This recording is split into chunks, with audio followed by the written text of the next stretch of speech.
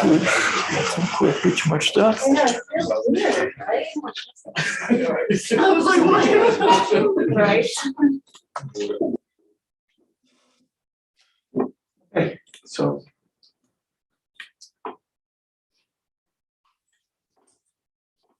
started on the chapter, I guess, and how was the test? Was it?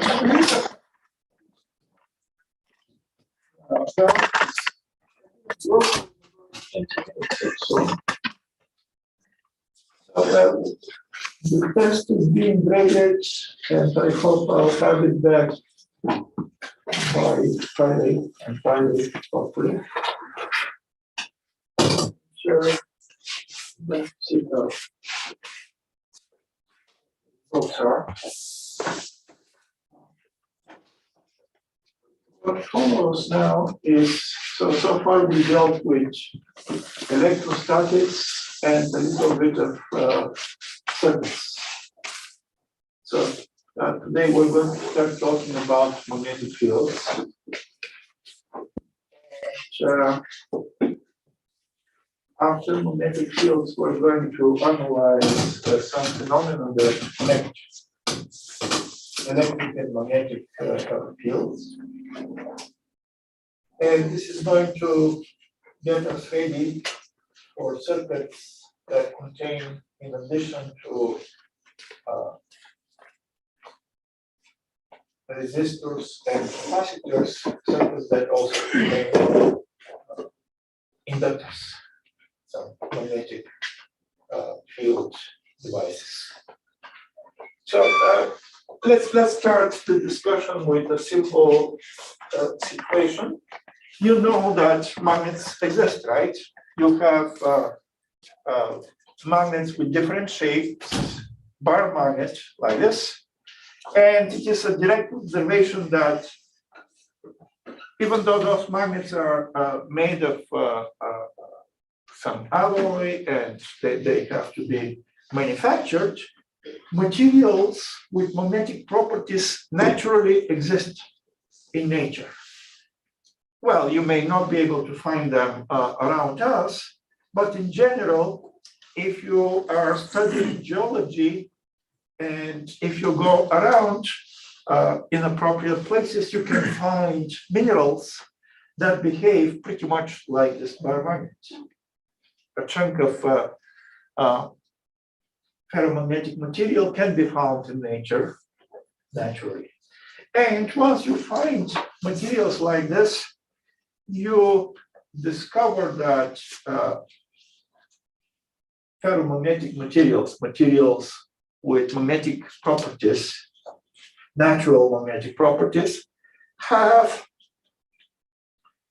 two poles, two ends, and the poles that are like poles repel. Here it is, this is labeled south, and this is labeled south on this end, and they repel, well, if they're correctly magnetized. And the ends that are labeled with opposite, with different sign, attract. So this reminds you to Coulomb's law for electric charges. So if you recall, the Coulomb's law for the force between two like charges was like this. Electric force, and I'll use the subscript E for electric, between 2 point-like charges with magnitudes Q1 and Q2 is given with this expression. So the electric force between 2 point-like charges is proportional to the amount of charge and inversely proportional to the square of the distance between them. Well, you should be able to write an equation like Coulomb's law, but not for electric charges, but for magnetic charges. So let me write it, and you shouldn't write it because it is not exactly accurate. So the magnetic force between two magnetic charges, that instead of calling those magnetic charges positive magnetic charge and negative magnetic charge, traditionally we call them either north poles or south poles. So you should be able to write a similar equation, some different coefficient of proportionality, the magnetic charge Q magnetic 1 times the magnetic charge Q magnetic 2 divided by the distance between them and the substrate part. So an equation like this is expected. If you play around with permanent magnets, you should be able to notice something like this. But there is a big problem. And the problem is that isolated magnetic charges, point-like magnetic charges, don't seem to exist at all. So if you don't have a magnetic charge Q1 magnetic, you cannot write Coulomb-like equation. If magnetic charges, so-called magnetic monopoles, existed, an equation similar to Coulomb's law should be valid. But let's say that since this doesn't exist, I just will cross it. So the problem is that all magnetic charges that we observe go in pairs. South and north pole, south and north charge are together in one signal permanent magnet. If you decide to separate them by breaking this permanent magnet, you are going to see that you are going to get two magnets, each of them with north and south pole. You just cannot get a separate north pole or a separate south pole.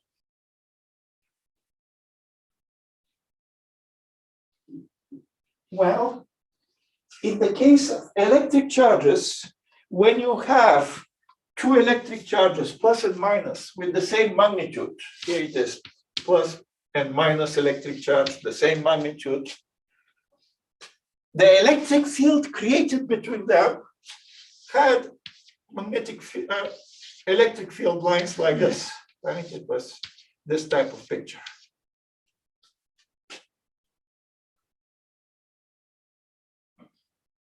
Well, you see that the shape of the magnetic field lines is quite complicated. And we didn't even write a formula describing the electric field created by one positive and one negative electric charge, electric dipole. We didn't write that formula, even though it exists. It is a little bit complicated and we didn't bother to write it. Well, we had that electric field created by a single electric charge had magnitude equal to the force acting on a test charge divided by the value of that test charge. Well, the directions were also given, assuming that the test charge is positive. So using this formula, you can calculate the magnitude and direction anywhere in space, the magnitude and direction of the electric field created by those two point-like charges, by this electric dipole. But a general formula valid for any point in space for the electric field created by this electric dipole, again, it is a little bit complicated expression that we never wrote. It is not given in the textbook also. Well, a similar situation exists in the case of magnetic dipoles. So for the case of magnetic dipoles, you must have north-south pole, this, and the magnetic field lines are going to have a similar shape to the shape of the electric field lines of electric dipole, like this, shaped like this. So the North Pole is the analog of the positive electric charge, and the South Pole is the analog of negative electric charge. But it is not, those are not electric charges. Those are magnetic poles. Now, again, we can draw a shape of the magnetic field. By the way, the magnetic field, we use the notation B for magnetic field, which is analog of electric field E. But it is magnetic, it is not related with electricity, it is purely magnetic phenomenon. Now, these magnetic field lines have similar properties to the properties of the electric field lines. In other words, they originate from north, they end in south pole or infinities. They never intersect, just like electric field lines never intersect. And also, the density of magnetic field lines is proportional to the strength, to the magnitude of the magnetic field. Well, if we don't have the ability to write a Coulomb-like formula, Coulomb's law-like formula for magnetic forces, because no magnetic monopoles exist. So because of that, our definition for magnetic field, instead of being a simple expression like this, has to be more complicated. So we have to use some different phenomenon different than the interaction of magnetic charges, because magnetic charges don't exist. And that phenomenon is, we're going to talk about it in a minute. Now, you can visualize magnetic field lines. Let's say the magnetic field lines created by a bar magnet like this, you can visualize them by placing magnetic compasses around this source, around this bar magnet. And those magnetic compasses, they are going to orient the needle, the magnetic needle of the compass along the magnetic field lines. And you're going to have a visual representation of the magnetic field lines. This was much more difficult to do with electric fields. With magnetic fields, we can do it because we have compasses. And also, alternatively, instead of those small compasses, magnetic compasses, you can use iron fillings like this. And if you spray those iron fillings anywhere, and if you want to see the magnetic field lines by this bar magnet, those iron fillings are going to orient themselves also along the magnetic field lines, and you're going to get a map of the magnetic field lines similar to what we have drawn on the board. So this is easy visualization of magnetic field lines. But if we want to do a quantitative description of the magnetic field, we have to use alternative methods. And, well, a standard way to define and quantify the magnetic field is by using one important property of the magnetic fields. Namely, experimentally, you can verify that if you have magnetic field here in space created by some permanent magnet, let's say, and if you have electric charge in motion moving in that magnetic field, the experiment shows that this moving electric charge is going to feel force. We call that force magnetic force. And the experiment shows that the magnitude of that magnetic force, F magnetic, is proportional to the magnitude of your moving charge, electric charge.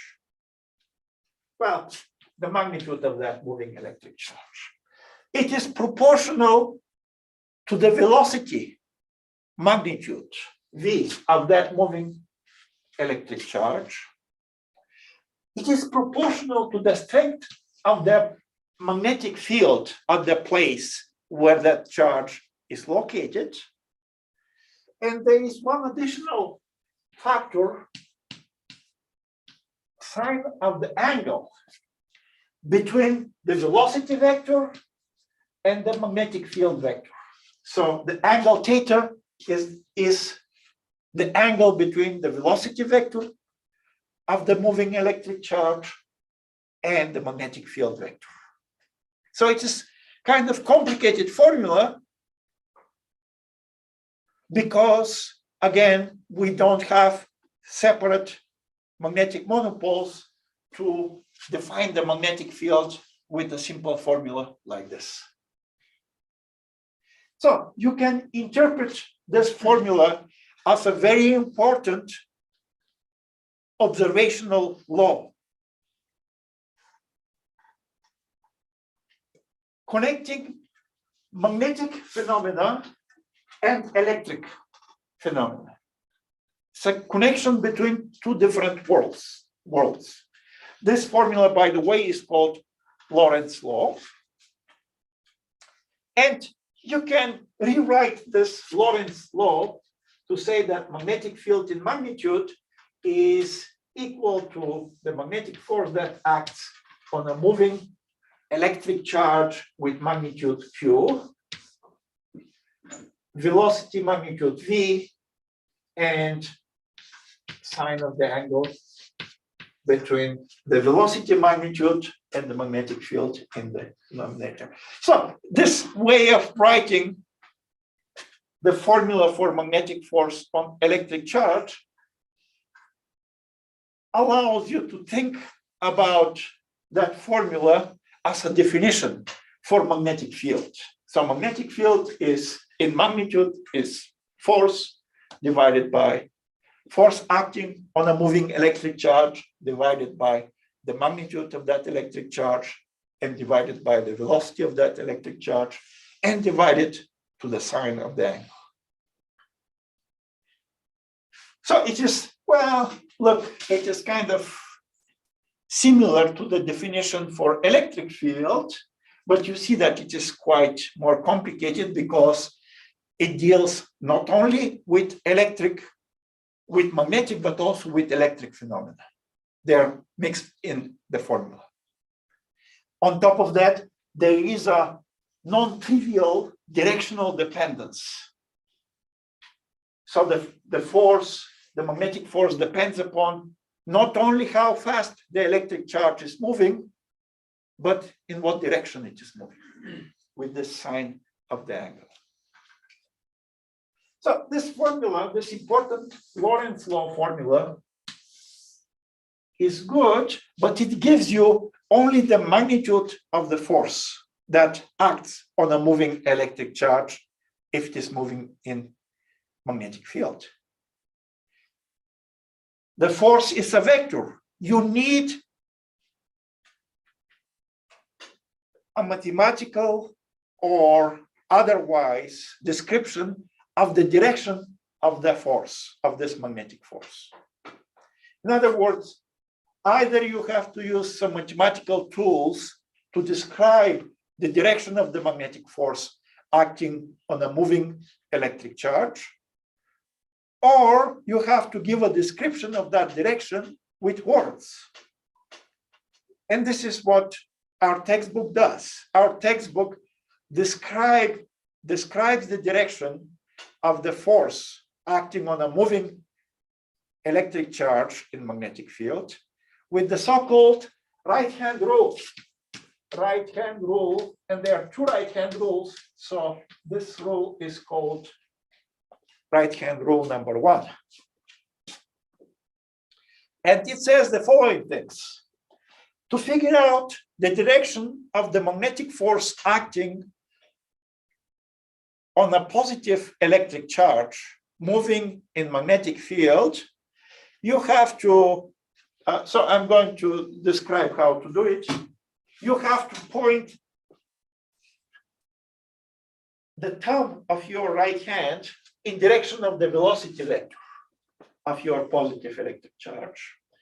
The fingers have to point in direction of the magnetic field vector at the place where this charge is located. And in that case, the magnetic force is going to point out of the palm of your right hand. So let's repeat it with a diagram right here. Let's say that you have a magnetic field into the board. Make it more or less uniform magnetic field into the board, right? Like this. So this sign indicates a direction into the board, right? Remember, this is what the textbook uses. This sign means into the board, and out of the board, what is the sign out of the board is dots. So out of the board would be dots. This is what the textbook uses, and most textbooks use the same notations. So those X's indicate the direction of the magnetic field. It is more or less uniform, and it is into the board. And let's consider a positive electric charge, point-like positive electric charge, moving with velocity to the right, like it is shown here on the board. Now let's apply the right-hand rule number 1 to figure out the direction of the magnetic force acting on this moving charge. So here is the rule. The thumb of your right hand in direction of the velocity vector. The fingers of your right hand in direction of the magnetic field vector. And in that case, the magnetic force acting on your moving charge is going to be out of the palm of your right hand. So it is going to be this way. Here is the direction of the magnetic force. The magnitude of that magnetic force is given with the formula on the board. So magnetic force, this up. So notice that the magnetic force vector is perpendicular to the velocity vector. This is what the right-hand rule shows. And also, the magnetic force vector is also perpendicular to the magnetic field vector. So basically, the force, velocity, and magnetic field form perpendicular vectors, like a coordinate system, XYZ coordinate system.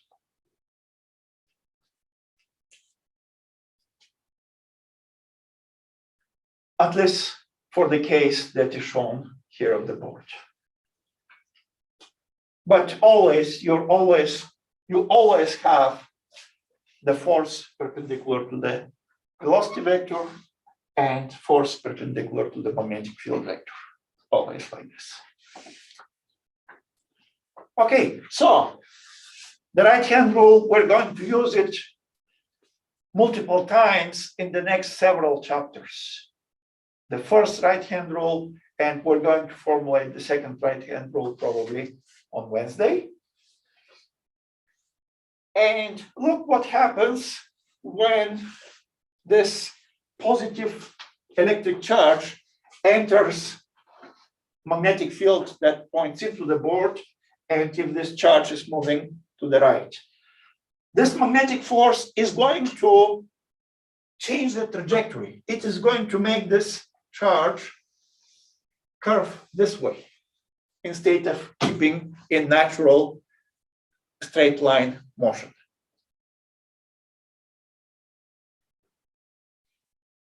Well, even as the trajectory of this electric charge curves, so let's say when this positive electric charge is located here, the velocity vector is always tangential to the trajectory curve.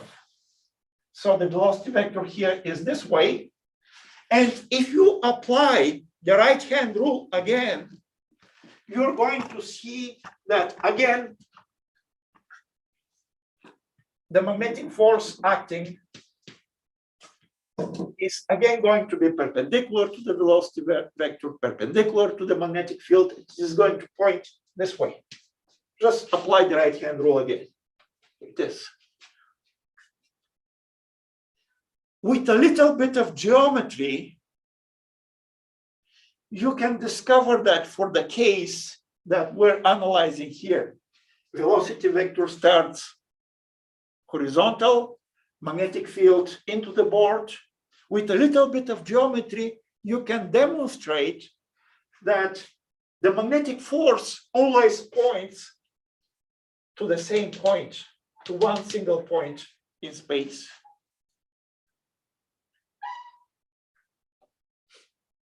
That since that force is always perpendicular to the velocity, we had an analysis of forces of this type, the first semester.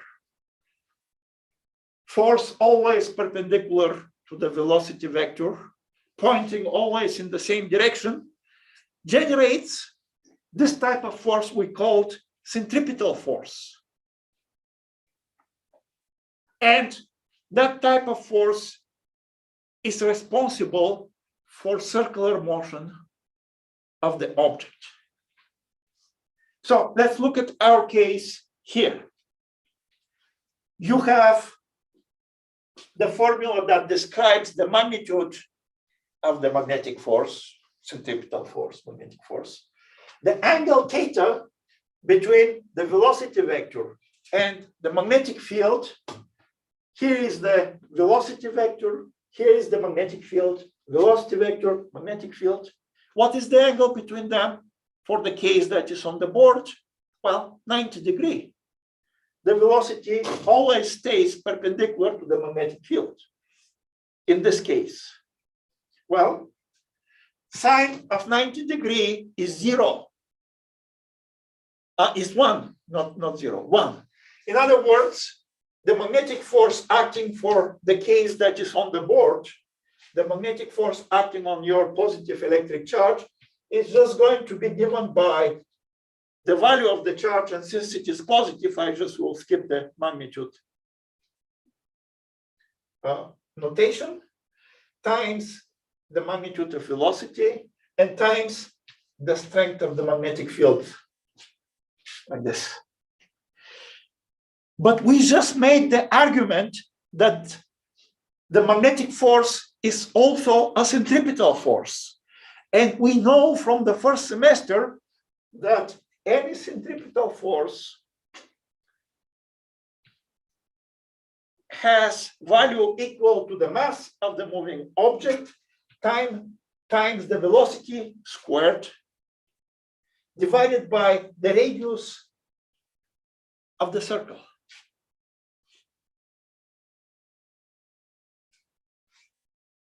So for the case that we have here on the board, we can calculate the radius of the circular trajectory of this moving electric charge. Well, you see that from this equation, the equation which says that magnetic force is centripetal force, you can cancel out 1 power of the magnitude of velocity. And the resulting equation you can solve for the radius of the trajectory, the radius of the circular trajectory. And you're going to get the radius of the circular trajectory is equal to the product of the mass of your object, electric charge, divided by the magnitude of that electric charge and divided by the magnitude of the magnetic field. So look, you probably are never going to encounter a problem where you have to calculate what kind of trajectory some electric charge is going to have in magnetic field. But this is, in general, calculation of this type is quite complicated. For our case, when the velocity vector is perpendicular to the magnetic field, this calculation is trivial, and we're giving it here because this is what you use. This is the formula that describes how magnetic mass spectrometer works. Because look, the radius of the trajectory of your charge depends upon the mass of your electric charge, how massive the electric charge is. The formula says that electric charges that have some mass, small mass, are going to curve this way. But electric charges that have larger mass are going to have larger radius of curvature. So their trajectories are going to be like this. Of course, they're in magnetic field. Right? This is larger radius, larger mass. And in a magnetic mass spectrometer, this is exactly what you use. So mass spectrometer, magnetic mass spectrometer is a device that you use to measure the masses of ions. So what you do is you take the sample that you're analyzing, some material, you atomize it, either with high temperature or with strong electric fields. You atomize, you break down the sample to individual atoms. After that, using strong electric fields, you ionize this sample of material so that you have, let's say, positive or negative ions. And you accelerate those ions with electric fields, and they enter magnetic field like this. They enter the magnetic field. The ions that are more massive are going to curve this way. The ions that are less massive are going to curve this way. And from the mass of those ions, you can deduct what is the mass of the ion. So if you can decide, was it a helium ion? Was it some heavier ion? So helium ion, let's say, would come this way. And let's say oxygen ion, well, oxygen is probably not the best, but let's say sodium ion would come this way because it is heavier. On top of that, you can separate ions from different isotopes. So lighter isotopes of, let's say, sodium are going to curve this way, while heavier isotopes are going to curve with a larger radius of curvature. They're going to come this way.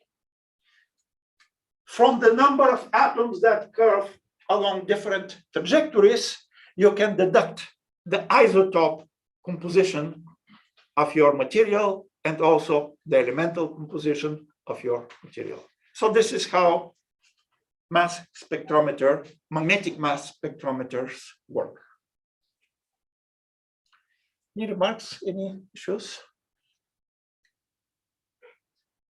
So let me say a few more words about this Lorentz formula law here, the magnitude of the magnetic force acting on a positive charge. Notice that if your electric charge were moving into the board and the magnetic field were also into the board, the angle between them would be zero. Sine of zero is zero, and there will be zero magnetic force acting on this moving electric charge. So the direction in which the electric charge is moving matters. It can generate either zero or some maximum value of magnetic force, like in this case, when the charge is moving this way or this way, perpendicular to the magnetic fields. Also,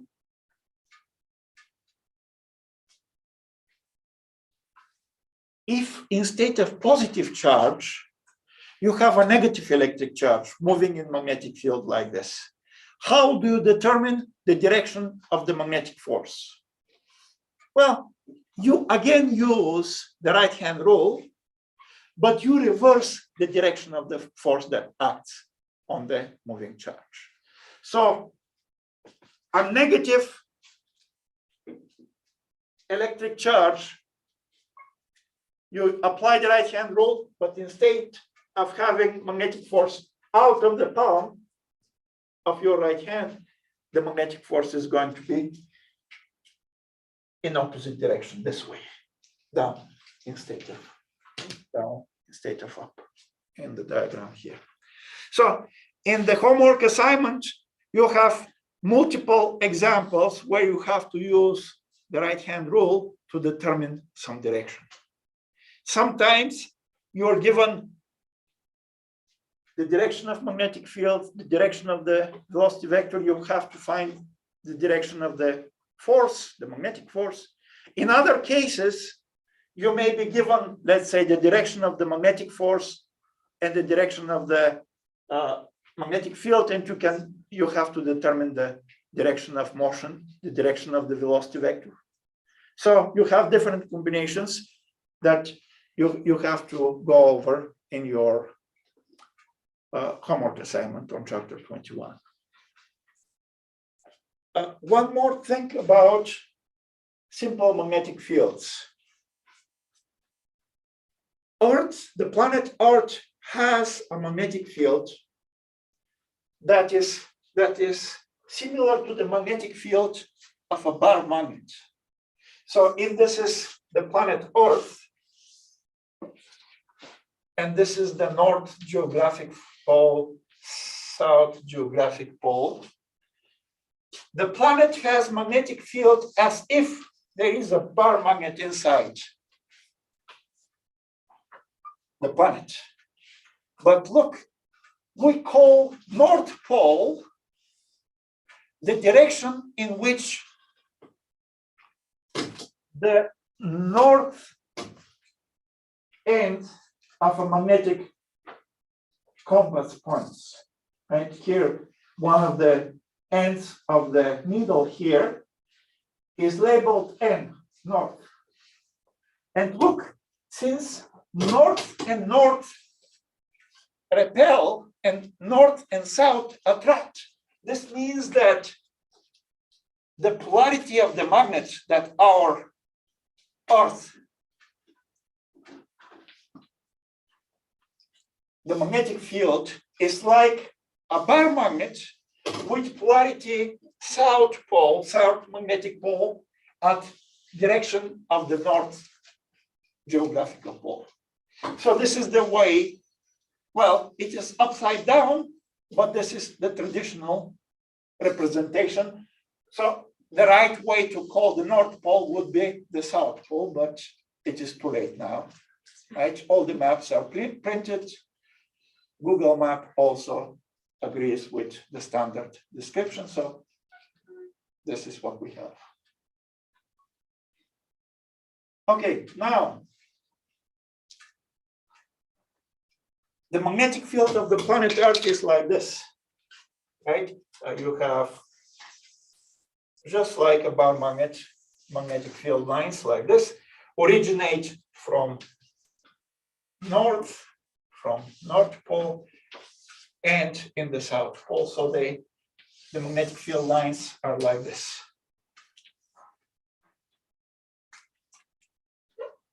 Now, you know that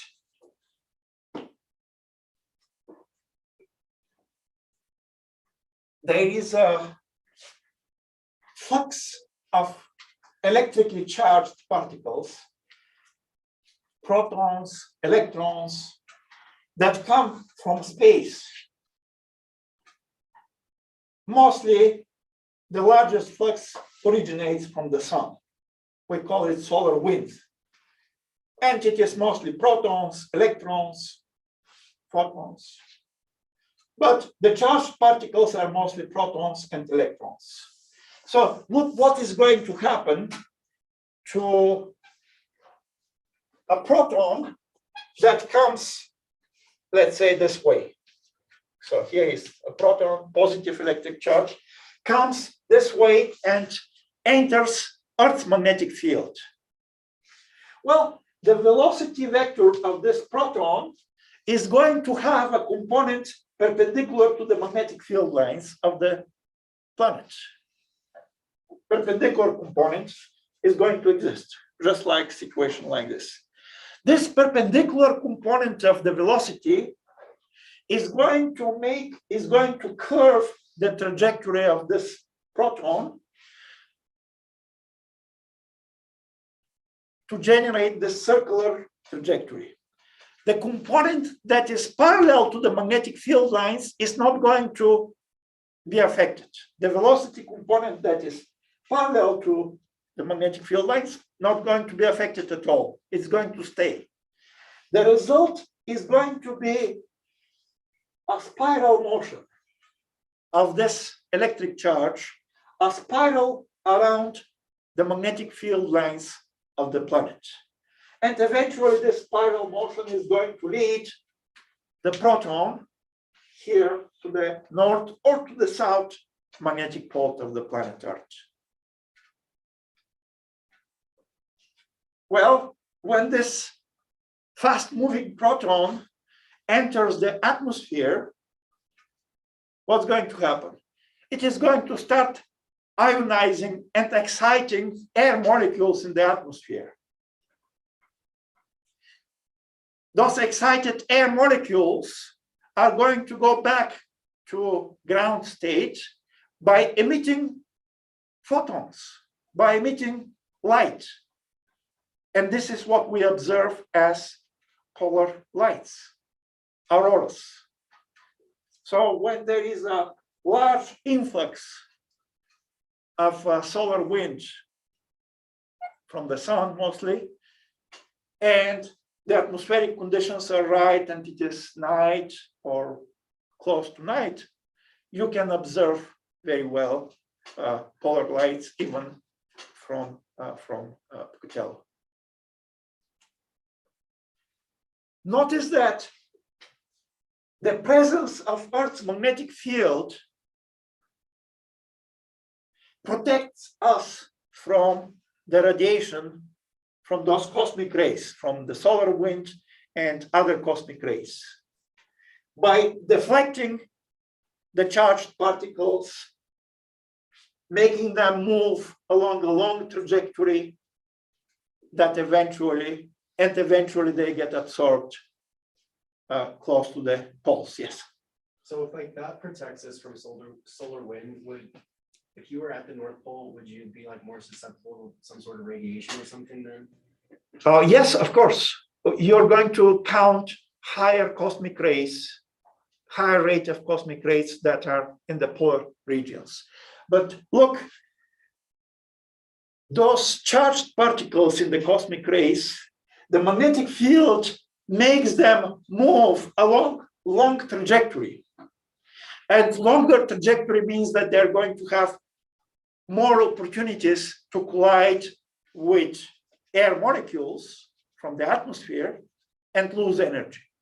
So eventually, when they hit the North or the South Pole, they're going to have less energy and they're not going to be that harmful. So so what is the origin? We said that magnetic monopoles don't exist. So how is the magnetic field of this bar magnet, how is it created if no magnetic monopoles exist? What do you say? Well, as far as we know, magnetic fields are created by electric currents, moving electric charges. Are there electric currents here? Oh, you can touch, there is no electric current here. But remember that materials are made of atoms, and atoms have electrons moving along some trajectory. So those moving electrons in an atom are just like small currents, and they generate their own magnetic field. And that small magnetic field from moving electrons around nuclei, if they are right oriented and the conditions are right, may manifest themselves as magnetic field of this permanent bar magnet. Similarly, the atomic nuclei are made of protons. The protons are made of quarks. They also carry electric charge. They're also in constant motion, therefore they generate some internal nuclear currents. And as a result, the atomic nucleus itself also must or may carry magnetic fields. So this is the origin of the magnetic fields that we observe. Some internal currents on atomic scale, or later on we're going to see that just some current flowing in a wire also is going to generate its own magnetic field. Well, in the case of electric fields, sometimes we needed a region of space where the electric field is constant. And we created this constant electric field between the plates of a parallel plate capacitor. Well, in a similar manner, you can create more or less uniform magnetic field with a permanent magnet that is shaped like a horseshoe. So you can demonstrate that here in this region, in this region between inside this horseshoe shape, the magnetic field is more or less uniform, approximately uniform. And this is why this horseshoe shape is so popular. It just creates more or less uniform magnetic field that you can use to analyze different situations. Here is another horseshoe that is more typical shape. Okay, so we have a few more minutes. I have some quiz questions that I'm going to show. Quiz questions mostly related with right-hand rule. You have to exercise it for Wednesday. And well, it's probably not the right time to yes. So if it's a negative charge, would it be technically a left-hand rule then? Is it? So we always use the right hand traditionally, but yeah, in the case of the negative charge, you can use your left hand, but traditionally right hand rule is right hand rule. So you have to exercise this right-hand rule so many times that, well, you're going to learn physics and you're also going to get tripped if you move your right hand long enough. I'll hold you to it. Yeah, well, okay. Okay, well, see, this is one way to measure if you have done your homework or not. Check the strength of your right hand. If it is not strong enough, you have to do your homework again. Right? That's okay. Other questions? So again, get ready for a on-screen quiz on Wednesday. Also, look at the homework assignment. This is the first homework assignment related with magnetism. So you have to learn this material very well because we're going to use it for the next 3 chapters. And in that case, if you don't have other questions, let's meet again on Wednesday, starting with a quiz.